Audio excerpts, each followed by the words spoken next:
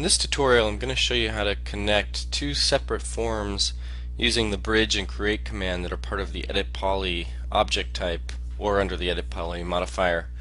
So let's start by just making a closed shape and then making a copy of that. Just make a copy as the clone type and then move that vertically, and then move some of these vertices around so you get a little more variation to your form.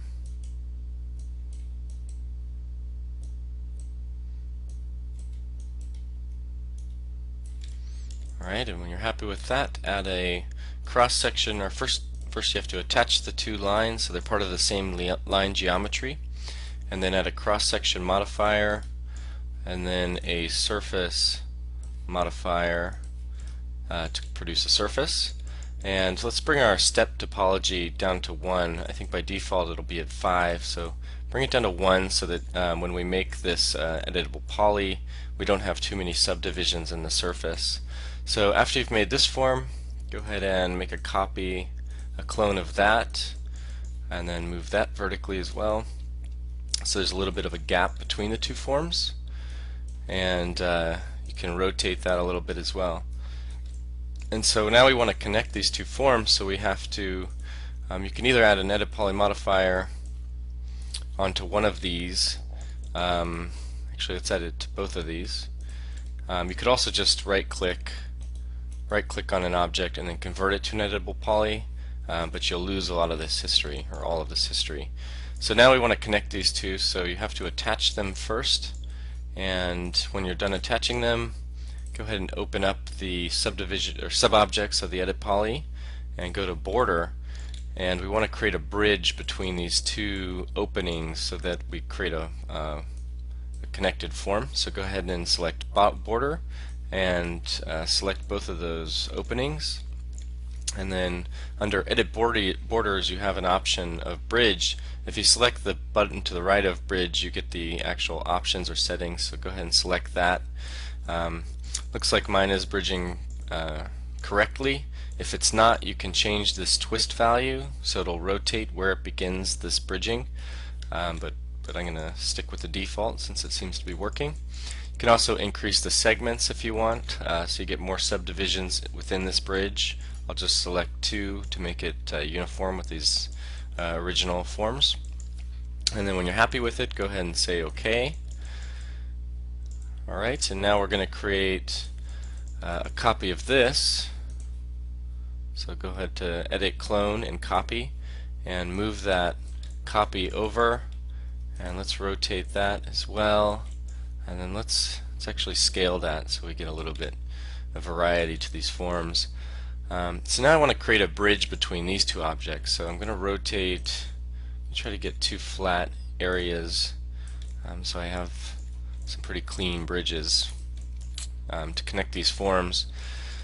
Okay, so once you have your two forms, now you want to attach these as well, and instead of border we're going to go to polygon subobject level, and now you can just go and select 2 polygons, one from each of the forms, and select bridge under the edit poly list, edit polygon list, and it's the same options here. So if the bridge is not working properly, you can change this twist value on twist 1 or twist 2, and it can sort of you can just see which one's working. I'm going to go ahead and leave. Actually, I'm going to make 3 segments. You can also adjust this taper value if you want it to bulge a little bit in the middle of the bridge, and say OK. And then you can just start selecting some of these polygons and making bridges between them. So I'm just going to keep going with this a little bit.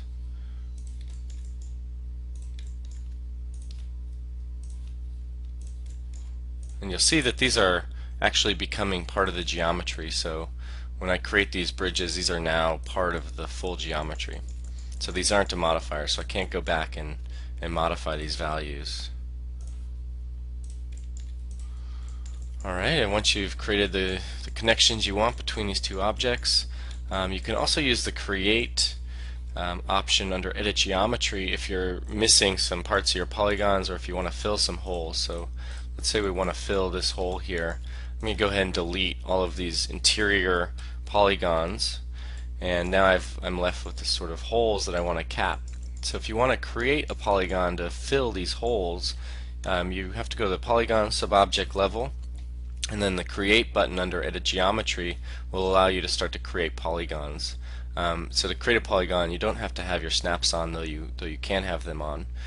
You just want to hold the cursor over these vertices, and you have to be pretty careful because a lot of times you'll miss the vertice and part of the polygon will be way off in the distance. So just go ahead and make sure you're directly over these vertices when you create these polygons.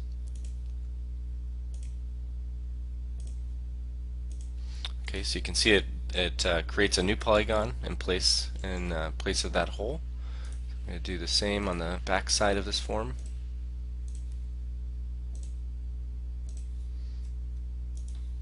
Okay, and now I have a solid surface that connects these volumes to these bridges here, this volume to these bridges.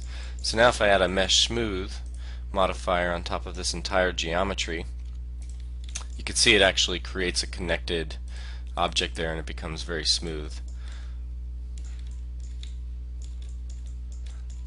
So you could now perform other operations on this editable poly at the either polygon subobject level if I selected some of these polygons and begin to delete them. I'll create holes in this surface. Right. Or you could start working with the edges and chamfering some of these edges to create openings, or using the vertices to create openings. And these forms, since I've made a list of, since I've just been adding modifiers, I can always go back to this original form and begin to adjust some of the locations of these vertices, and it should update all the way to the final geometry.